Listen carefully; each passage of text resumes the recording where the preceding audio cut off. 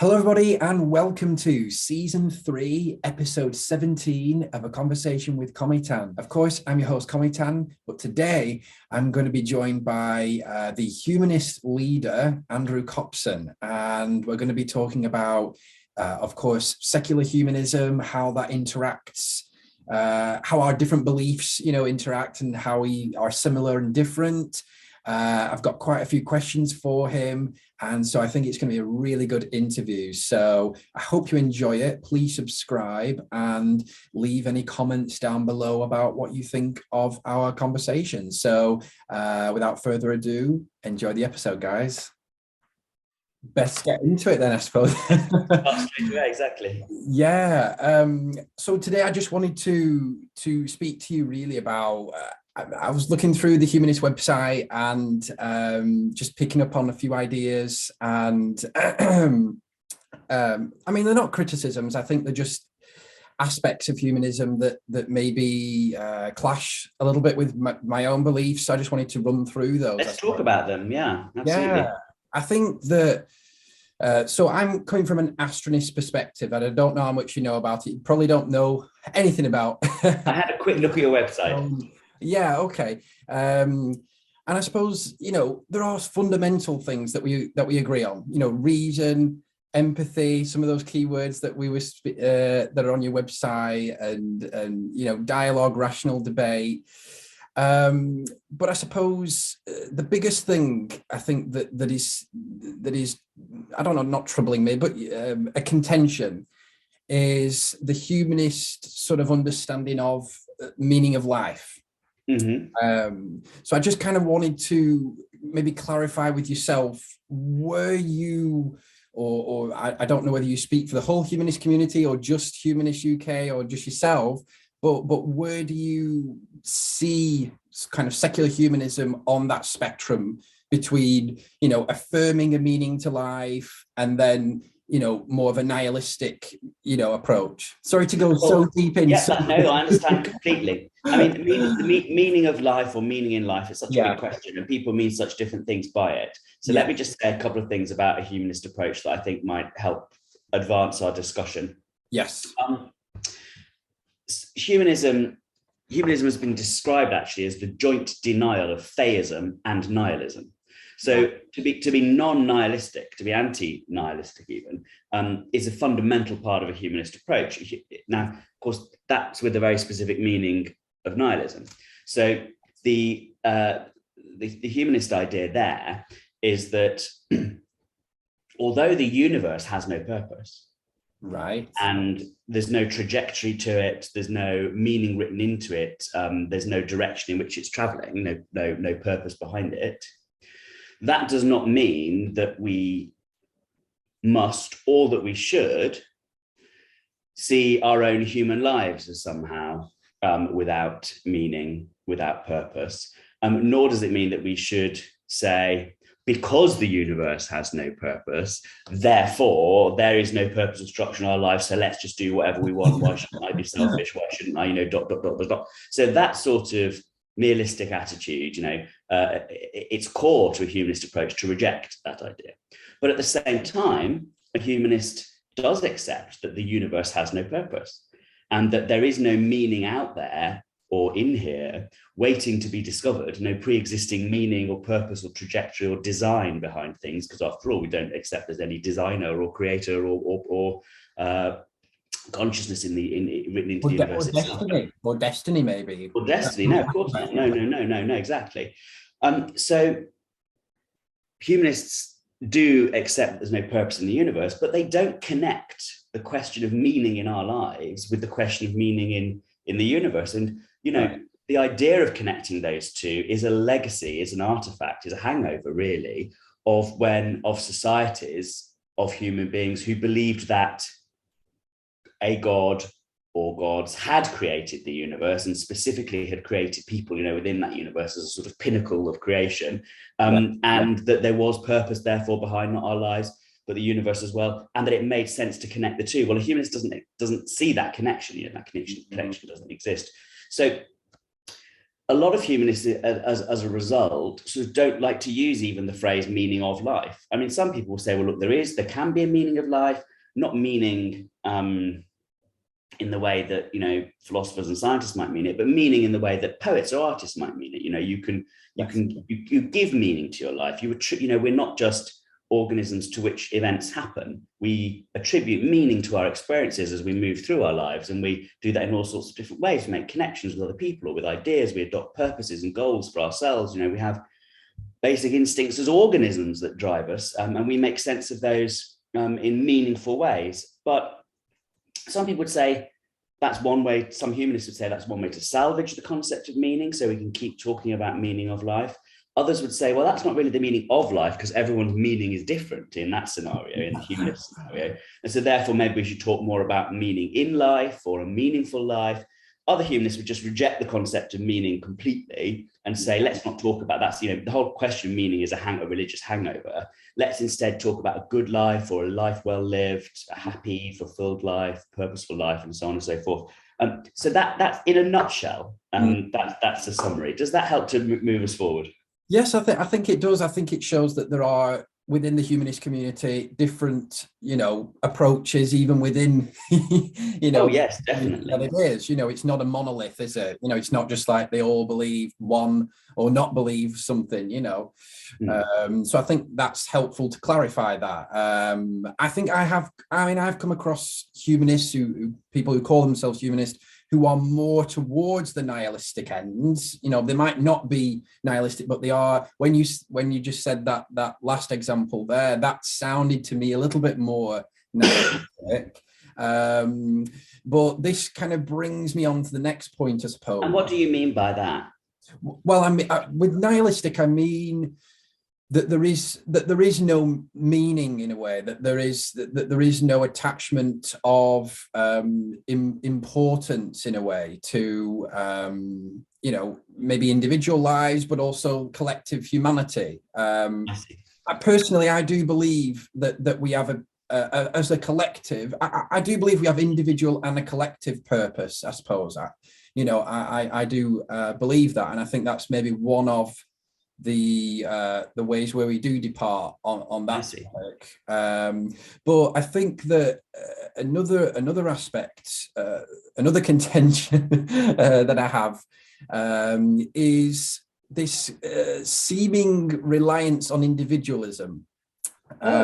Which I don't know, maybe I've interpreted this wrong. We can clear this up. It's just when you remove the authority from someone's life, when you remove God, or, you know, for people in communist countries, the state, you know, when you remove that authority, you become very dependent on your own individual sense of orientation in the world. You know, you don't have that kind of, you know, institution or God itself guiding you. And one thing I've noticed is why people go towards religion is because they need, you know, that kind of guidance in their lives. So how do you think that humanists overcome that? Do you think maybe just humanist people are just, maybe their personalities are more... Yeah, it might be. I mean, then there will be obviously a link between personality and beliefs and values and so on, that no doubt psychology can tell us all about. And I'm sure that's true. But you identified a correct tendency probably amongst humanists, which is that they tend to be people who not just sort of comfortable thinking for themselves, but quite aggressively want to think for themselves. I mean, you know, there is a large value on individuality and on the free individual that echoes throughout all the traditions of humanist thought. But I wouldn't say that was individualism, because it's not selfish. I mean, it's not. It's a prizing of the individual that at the same time accepts and in fact commands, as it were, this idea that the free individual has responsibilities to other individuals, and that's the point of, you know, of being free to some extent, is to recognize also the freedom of others and to treat them appropriately, and build societies where people's freedom can be, you know, developed, fulfilled, expanded, respected, without any barriers of traditional conformity or prejudice or, discrimination and so on. So that's important, that by valuing the individual, we value everyone. Not just our individual self. I think that's a point worth making, because sometimes when people use individualism, especially in our more consumerist society today, what they mean is sort of like the individual, in that marketized sense, right? That's not the sort of individualism that humanists are going for. Well, not most anyway.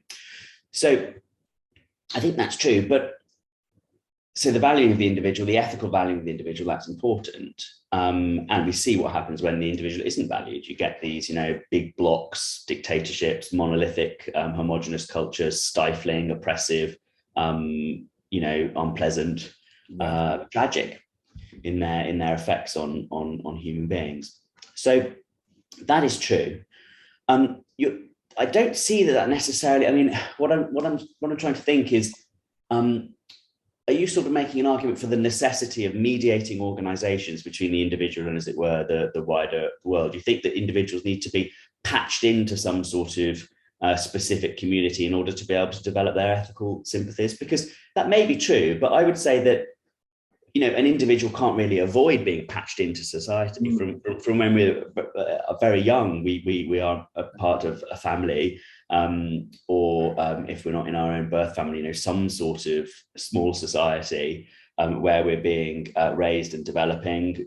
We normally then connect with a wider community as we grow and develop. And if we become increasingly conscious, if we're taught by those institutions, the institutions like the family or the school or the wider society, or all the other collections of people which we engage with, those things tend to value connection, cooperation, responsibility in different ways. They have rules that structure our behaviors and that we're invited to live by. And so I think in those natural ways, human beings are developed within a culture that gives them, for good or ill, a particular moral sense. And I think that's inescapable. Yeah. In some situations that might form part of a religion. In some situations, the people who are involved, who are developing in this way, might be getting their values from some sort of state diktat or whatever. But equally, they could just get them from the environment, the human environment in which they're developing. I think because this is an important humanist point. When we say that we don't take our morality from outside, from gods or from commandments or whatever, that doesn't mean that we take our morality just from ourselves and that we pick and choose whatever we feel like doing. We take our moral values and our ethical insights from humanity, from the wider community of people who've thought about these things for thousands of years, who've developed thinking about these things for thousands of years. And we stimulate, those things stimulate our own thinking as well, and it's right that we should have our own moral sense and consider difficult questions when most moral problems are actually quite easy, or quick. We make these decisions every day. But when we discuss big problems, it's certainly right that we should think for ourselves about those things. But we're not alone in doing that, because we've got the insights of not just present humanity but past humanity. And I think that's an important point. Yes, the reason why I brought it up was because I've come across this issue of, if your philosophy, for example, my Astronism, when I'm trying to develop this and I've come across criticism, one of them criticisms is, because Astronism is not necessarily theistic, it's definitely not theocentric. Okay. One of the criticisms is that, well, if you take that authority away from the belief system, or if you take, the authority of the state away, or whatever authority you're focusing on, if that's been taken away, there's this gap that is left. Right. And so sometimes I get the questions of, well, who's telling you, who's saying that this is right, or who's saying that such a belief is right? Do you know what I mean? So it seems to me, just from discourses that I've had from others, that there is this need among some people to have that gap filled by something. And one of the biggest things that I'm trying to do at the moment is try to fill that gap with other things. And essentially that's what you were talking about there, isn't it? Like humanity and the tradition, the history of philosophy, for example, and history of humanism itself. Have you come across this? Have you come across this trying to I mean, we're both philosophical people. We're trying to, develop thought, and we're trying to move it along, maybe from some of these older, more traditional ways of thinking. Have you come across this issue of trying to fill that gap, essentially? Well, of course, not personally. I haven't come across it because I've never been religious, so there's no gap, That's interesting. Yes. But I mean, John Stuart Mill made a good point about this. In his own, I think it was in his own essays on religion, he spoke about the honest aversion that people have to letting go of their beliefs because they think it might dry up the source of their values. And he called that an honest aversion because what he meant is that not every person, not every anti-humanist is vicious and or prejudiced or deluded. But actually lots of people have this honest aversion to, even if they accept in some way intellectually that some of the religious beliefs they grew up with are not true and there is no God, for example, they worry, they have an aversion to accepting the reality of that suspicion that they have, because their concern is that then, well, what do they do for morals if they lose that? And of course, that was a concern perhaps in the 19th century for some people, but I think we've got very few excuses today to think that. I mean, here I am, I'm a fourth generation humanist, non-religious person. My parents, my grandparents, they didn't have any problems with their morals. They were very decent, good people. We live in a society in the UK, certainly, and there are many other societies now in the same position, like Sweden or New Zealand, for example, where most people don't have any belief in gods. And we have very compassionate societies, very generous societies, very moral societies, and indeed societies that in some ways have morally improved over the course of their secularization. Right. And so I think that there's every reason to believe that people are perfectly capable, and in fact more than capable, it might even be better for them to live a moral and compassionate and thoughtful ethical life, drawing on these things that I've mentioned, not drawing on religions. And I'm not terribly convinced that religious people get their morality from religion anyway. I mean, they might say that they do, and sometimes in very specific ways they may draw on specific rules or specific teachings, but everyone makes a choice. Yes. Everyone interprets what they're told and applies it to their circumstances.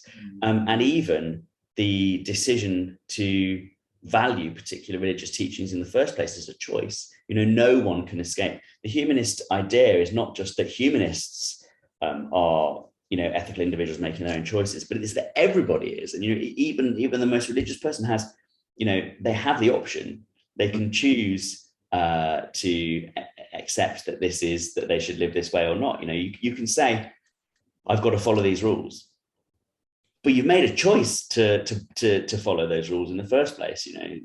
So it's inescapable, really, individual agency and individual responsibility for your choices as well. Now, I mean, there are some circumstances where I suppose someone might say, well, I haven't got a choice. My religious belief is inescapable. I can't just decide tomorrow not to believe in God. And I think, well, that's true.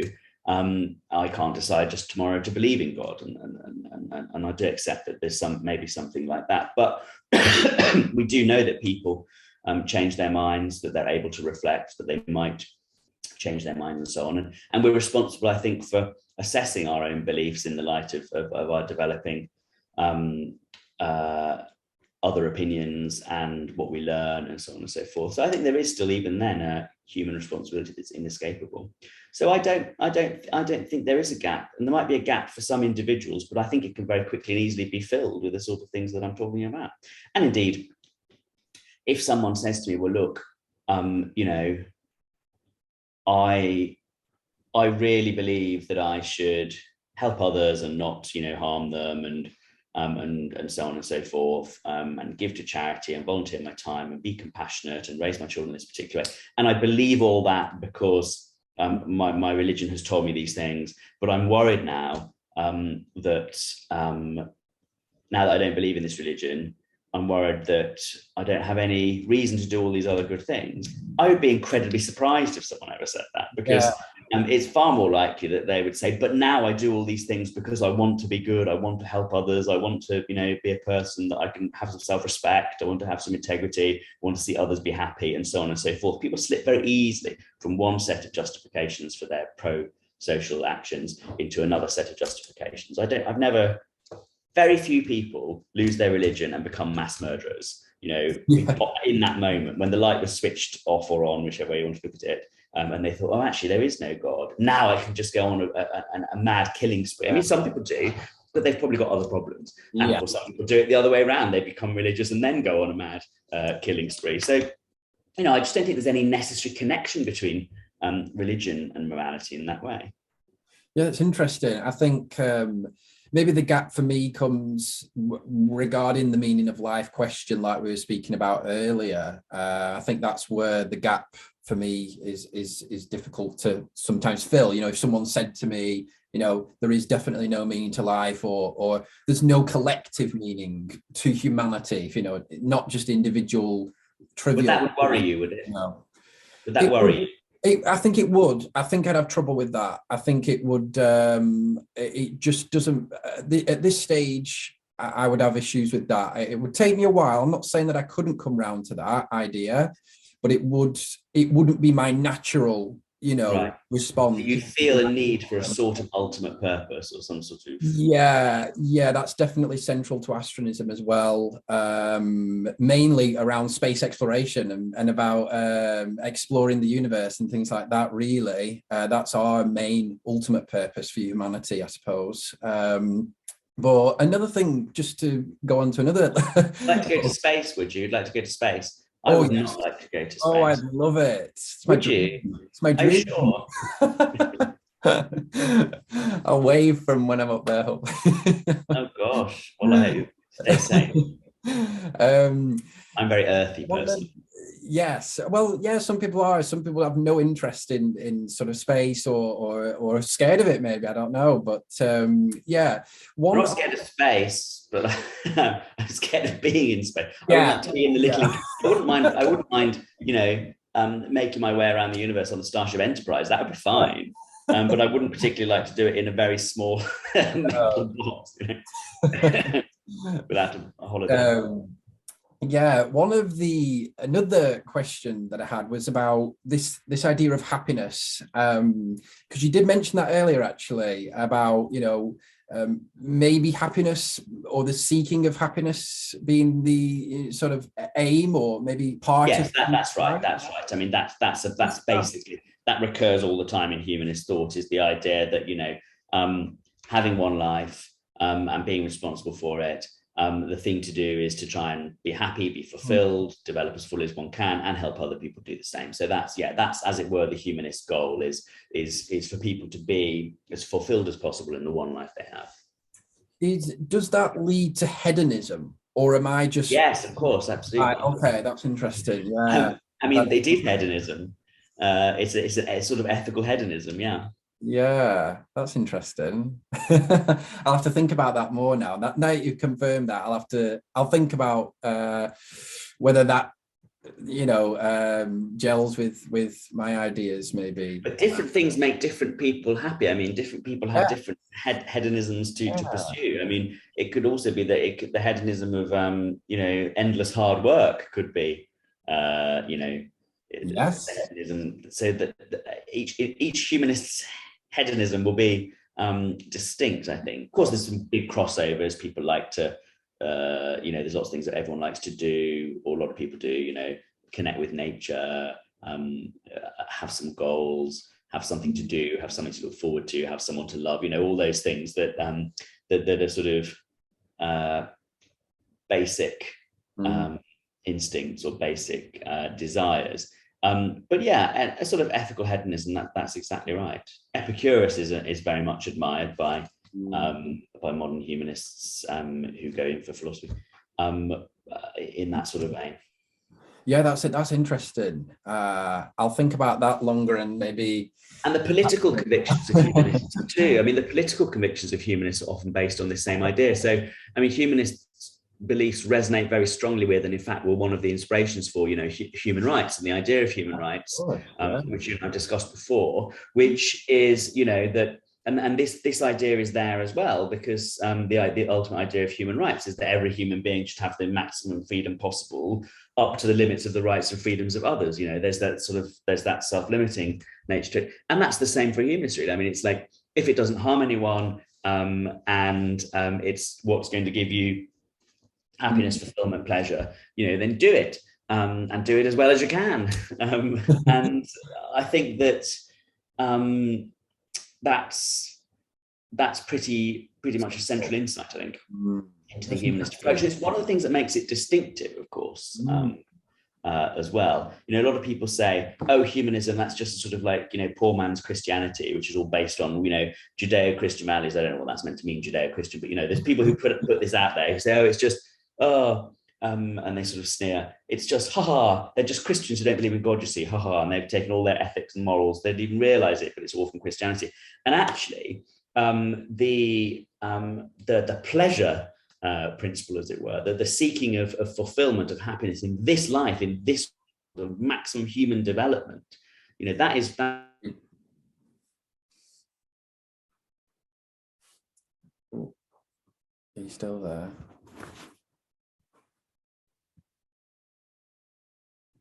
Oh, you frozen. You froze there briefly.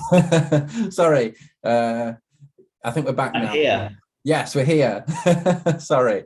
I didn't quite catch the last bit, but it was interesting that when you said about that, because obviously Christians believe in the next life. So, I suppose that's right. Yeah. I mean, I suppose that's true. And there, in history, at least, there have been lots of Christians who thought that this was a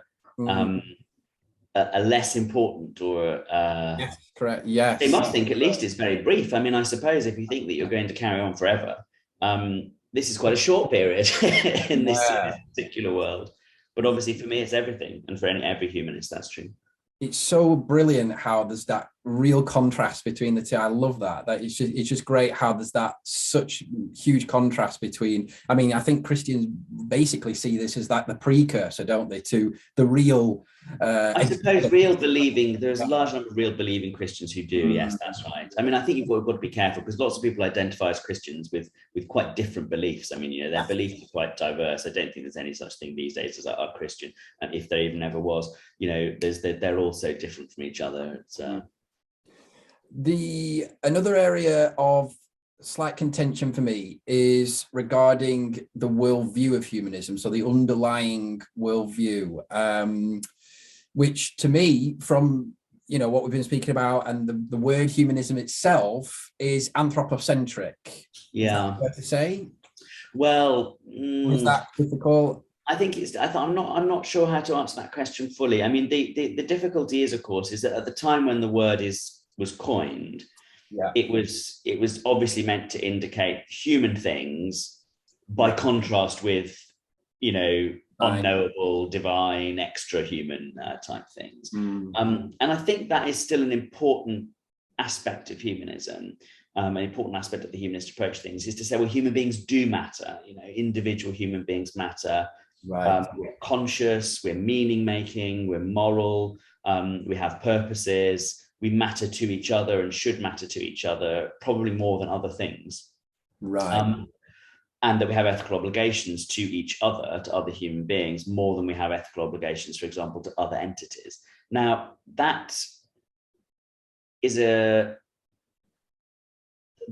has blurry edges, that assertion these days, because of course a lot of humanist thinkers, and I would say in fact mostly humanist thinkers, have been leading the last couple of 100 years, have been leading the idea that actually we need to also have those same moral responsibilities for other suffering entities. Yes. Other entities that can suffer or feel pleasure. So of course, someone like Jeremy Bentham 200 years ago, more than that, no, about 200 years ago, said of other animals, the question is not can they reason, but can they suffer?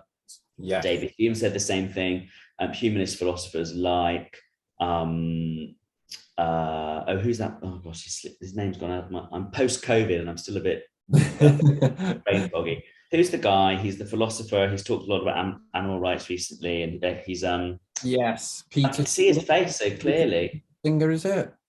Is it called Peter Singer? Peter Singer, yes, Peter Singer, that's right. Yeah. Another one. So lots of people in the humanist tradition, especially recently, have started making this point. And it's easy it naturally follows from a humanist point of view, because of course a humanist morality is based entirely on happiness and suffering, and not on rules and commandments, and extra human factors, but on suffering, happiness, well-being, welfare, the maximization of that, and the diminishing of suffering. So it's an easy extension. Darwin said it too, of other animals as well.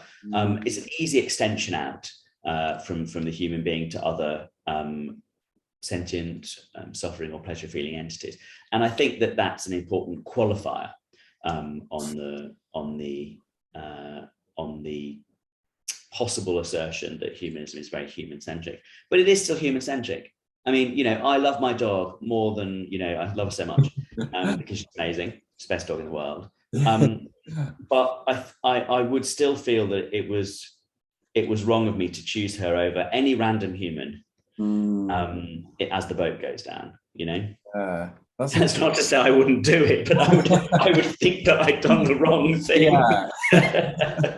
when I did. I'd probably drown myself trying to save everyone. But that's the point. Yeah, I think maybe there could just be a little bit of a branding issue there, maybe for humanism, where if you're not gonna be, maybe that might change in the future. I don't know. There might be another word that might best describe. Words are difficult, aren't they? I mean, I'm not personally very hung up on words. I mean, I think that the sort of attitudes that a humanist approach to life embodies, that's the sort of thing I want to see. I don't particularly care what anyone calls it. And of course, most people who have humanist beliefs, values, and live a humanist life don't call themselves humanists. They probably don't even realize that this is, what they're doing, especially if they never heard of the word. So. And that doesn't bother me. I'd like more people to know what humanism is, because I think there's a beneficial side to having a good vocabulary to describe your own thoughts and feelings, and to think about what you really believe, and to do that sort of personal development that involves. So I would like people to obviously, that's why I do my work, is because I want more people to know, especially more people with humanist beliefs, about humanism. But I'm not that hung up on, I don't want to make like a big identity cult of humanists. So. Just on that point, just because you mentioned it, I did see the criticism that humanism or the work that perhaps you specifically do is just a form of evangelical atheism. How do you kind of respond to that? Because I have seen that a few times. Really? Yeah.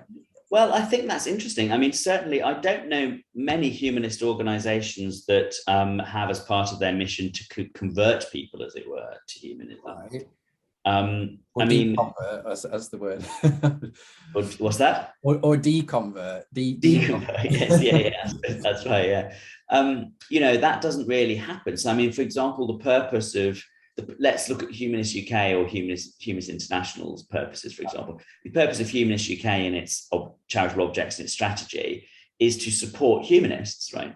So it's nothing about trying to convince other people of the truth and righteousness of humanist propositions or humanist arguments. It's to support humanists and then to advocate for certain changes in society, but only by democratic means, to bring about greater freedom of choice or freedom of expression or freedom of belief.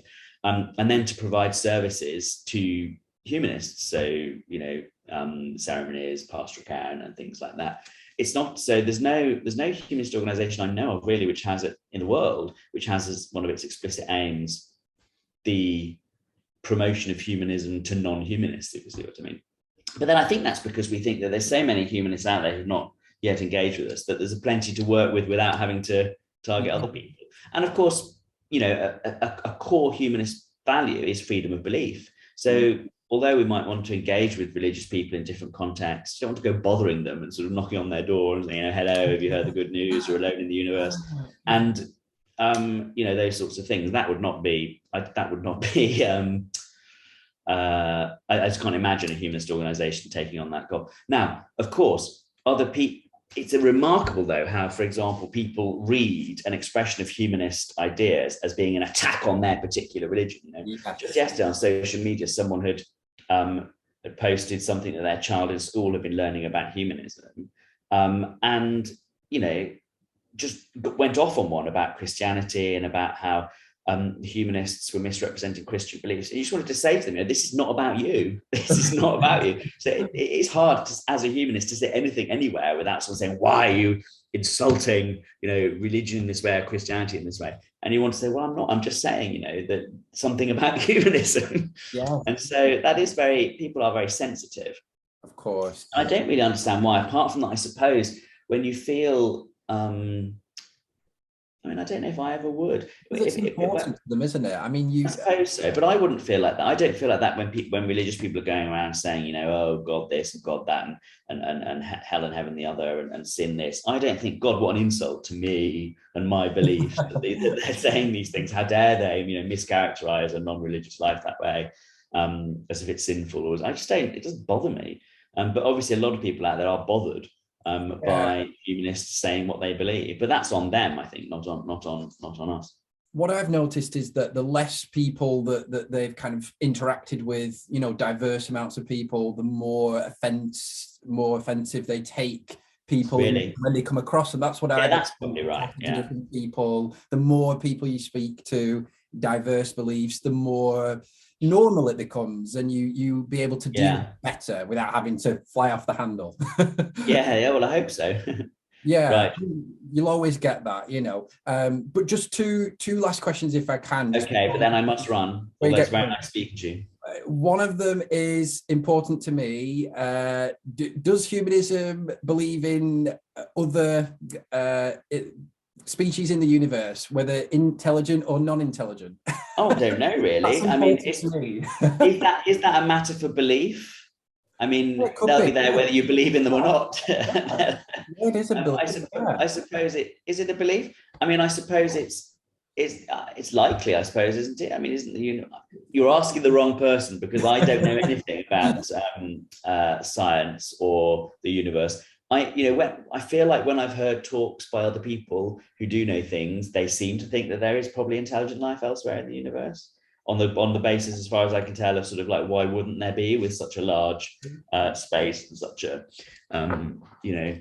strong possibility. I think what my thing is, I want to obviously promote those kind of questions more. So I want to kind of, bring that into the discussion more. So that's why I've asked it. So why are you interested in that? Why are you interested in that? Yeah, you want to go and meet them? You probably won't meet them, I'm afraid. I think, won't they all be dead? I mean, I suppose, I think I remember another talk that said that, yes, there's probably intelligent life in the universe, or there probably was, or there probably will be, but the chances of ever encountering it sort of, are very minimal, because, well, the odds are against it, I suppose, was their point. They may reach, maybe they'll reach our planet one day, but we'll all be dead, highly probable.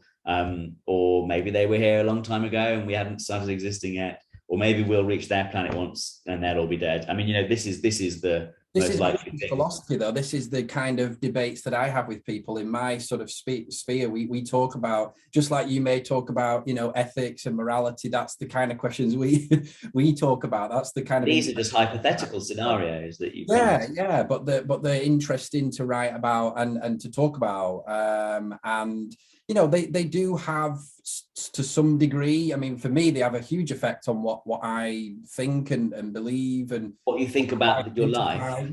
About my life and my purpose as well. What effect does it have on your personal life if there's intelligent entities somewhere in the universe, or there once were, or there might be in the future? I think I don't think it has on my personal life in that sense, but I think contributing to space exploration, maybe, or promoting. It gives a sort of ultimate purpose. You think, well, this is the idea of intelligent life somewhere else in the universe is so fascinating that you ought to do your part in trying to find that out eventually. Yes. So it gives a sort of a project. Yes. Yeah, that's the Astronist, I would say, focus and aim, really. So contributing to that as much as we can. So, and also bringing it up in debates like I have just now, because a lot of people don't talk about it, or not enough people talk about it. So I'm glad I got that in there. And then just well, I wish you luck in your project. It's not something that I think would ever. I feel we've got enough to do probably here and now. That's the anthropocentric though. That's well, it is anthropocentric. I agree. See, that's what I mean. That's why. Would you rather help a starving child today than reach intelligent beings 1,000 years from now? I mean, of course, it's. Well, there you go then. Both things are important, both, activities. Yeah, but we've got to make choices in this life. We've got to choose between two important things. So would you say it's more important to divert our resources towards reaching intelligent beings 1,000 years from now than to feed a starving child today? That's the sort of choice you've got to make in the real world when you start thinking about the investment of humanity's resources. Yeah, I think that I think that space exploration and expanding humanity will eventually get rid of starvation. I think that it will help humanity. So actually, in the long run, those kinds of activities is what's going to help humanity survive. That's the fundamental belief of an astronist, is that if humanity as a whole, maybe, but what about, isn't humanity composed of individual people who are suffering right now? Yeah, if there's a starving child in front of me, of course I'm going to stop thinking about space exploration for 10 minutes. and there are starving children in front of you all over the world right now today. Yeah, I mean, that is something that is obviously important, but then we wouldn't do anything else, would we? We wouldn't have films. Why are people making Marvel films and Star Wars films if why are these putting millions of pounds into that if when there's starving children? That's right. So that's exactly right. And the argument for doing it would be because those films are giving other people pleasure and it's making them happy. So is your argument for contributing to space exploration because it makes you happy and other people happy now? Yeah, but also I think that it is central to our survival, and then you go into the things like central to our purpose. But yeah, if you want to bring it down to happiness and fulfillment, that's bringing it up as far as I'm concerned. Yeah, see, where we differ. But it's great. This is where we diverge. Yeah, I see that as bringing down. Well, if you want to bring it down to that, that's I see that as elevating things. I'm happy for you to do these things because I sense it's giving you a sense of purpose and meaning and so on. Even if I think it's ultimately futile or that the aim is not worth pursuing. But I suppose you want to see that you're doing these things because you think there's a bigger goal, a bigger aim, a future development to secure. Yeah. Well, if it makes you happy, I mean, that's the humanist response. Yeah, I mean, there are other communities who I speak to who are astro-humanists. So of course there must be some kind of connection between sort of my kind of beliefs and yourself, maybe, if they've created astro-humanism or something like that. Well, I can definitely see why you could construct a rational sort of argument. If you premise number one, I suppose, would be you care about the long-term survival of humanity. Yeah. Not everyone does. Premise number two, that you think that the Earth is very vulnerable and fragile, and that therefore, we ought to be diversifying our options. Yeah, I suppose that's what you think, and then it might make sense to do those things that you're talking about. Yeah, and also it's just kind of, there's another option, of course, which is to try and make the Earth less fragile. Yeah, I think it's also, that might be a better option from my point of view. I think it's just also exciting, isn't it, to imagine humanity going out onto other planets, hopefully, and expanding and learning more about the universe. Isn't that the fundamental maybe element of humanism, is learning more, gaining knowledge?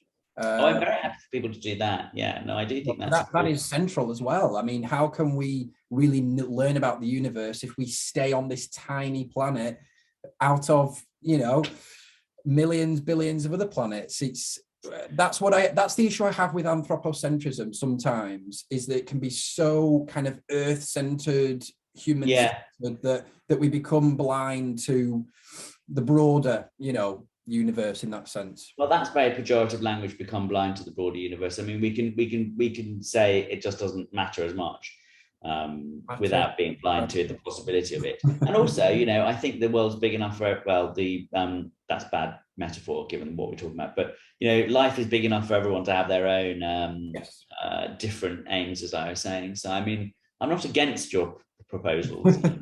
I'm just not personally interested in them. Not really. I mean, that's it. You know, I'm halfway through my life. You know, there's I think that it's not something I'm going to be interested in. But I'm very interested in science fiction by contrast. I like to escape into the stars through fiction.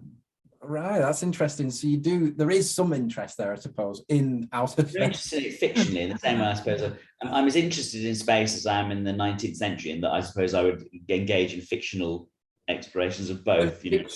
Fiction's become non-fiction for, you know, in the last 100 years, how we've expanded into space. 100 years ago, people wouldn't have thought that, you know, we could do what we do now with rockets and things like that. That maybe was part of fiction back then. Do you know what I mean? So yes, that's true. That's true. Fiction can become non-fiction, can't it? So, but it's interesting. I think we both have things maybe we can learn, you know, from each other and interact in that way philosophically. It's really great. Is there one last thing that you wanted to discuss? Yeah, just before you go, the final contention is just this.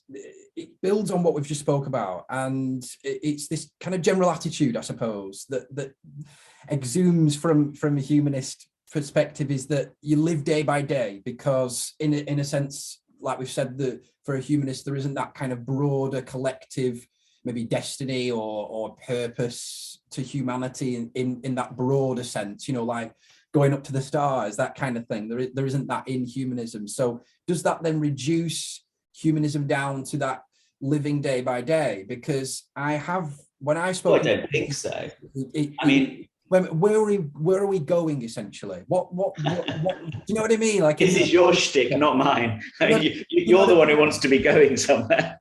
But that's it. Yeah, that's it. There's the absence there, isn't there, of that. Well, you know, what are we going to be doing in 1,000 years? What are we? I think it's very strong within.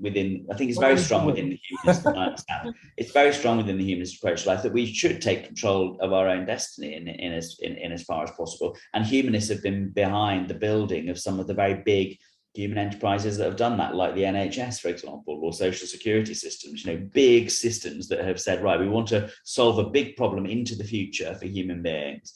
And I think that is a very humanist way of thinking, to take control, you know, within the means that we can, to be ambitious, to be optimistic, to be forward-looking in these respects.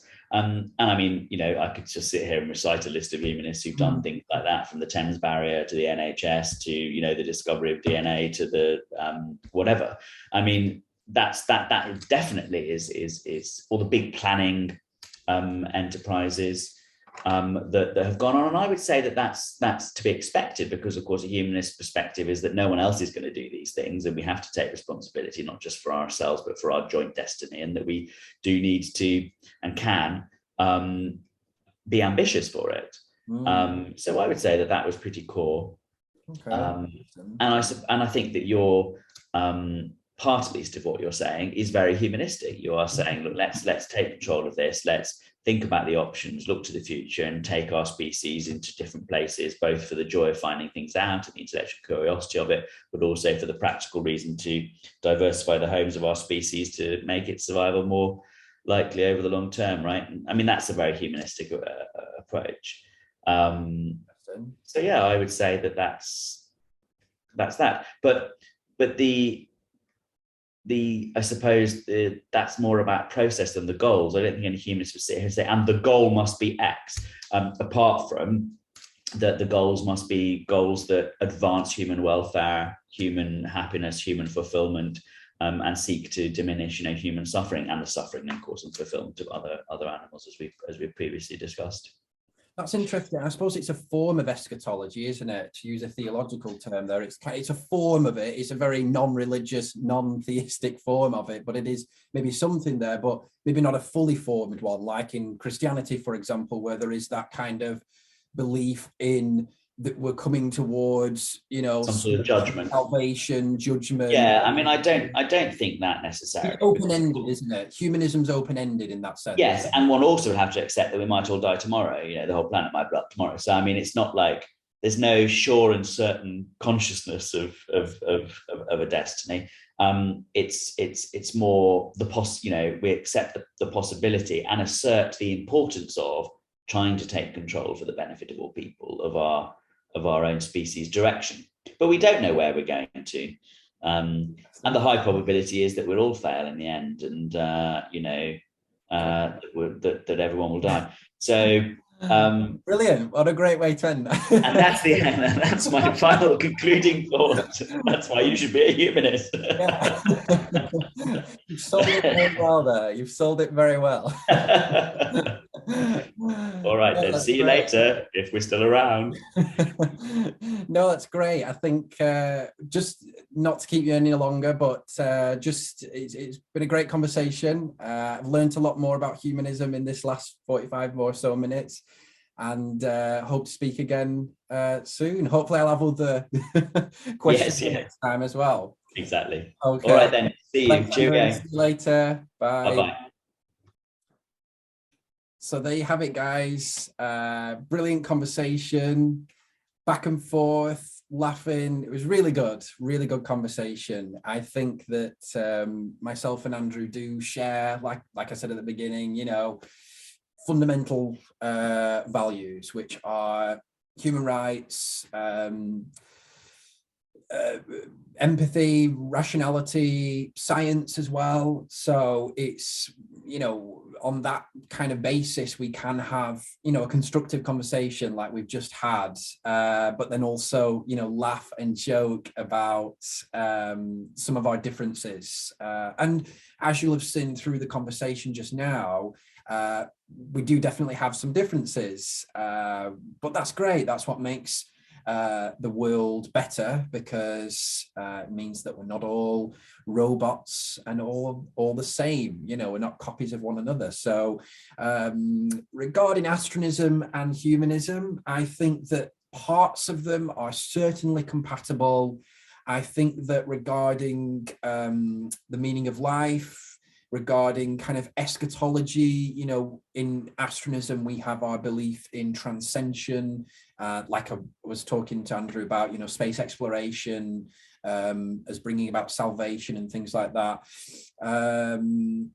We do have those beliefs that do diverge.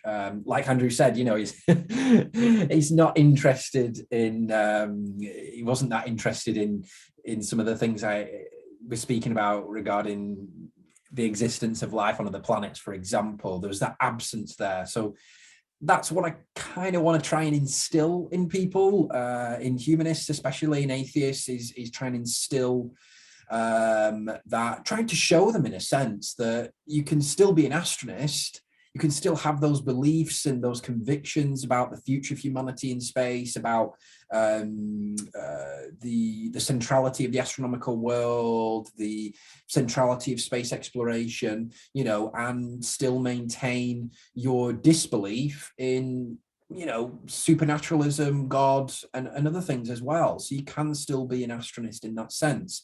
It's about instilling that interest, that bringing to the forefront some of these questions, like Andrew was speaking about, some do aliens exist, do they not exist, that kind of questions, thinking about those and how they affect what we believe and what we do.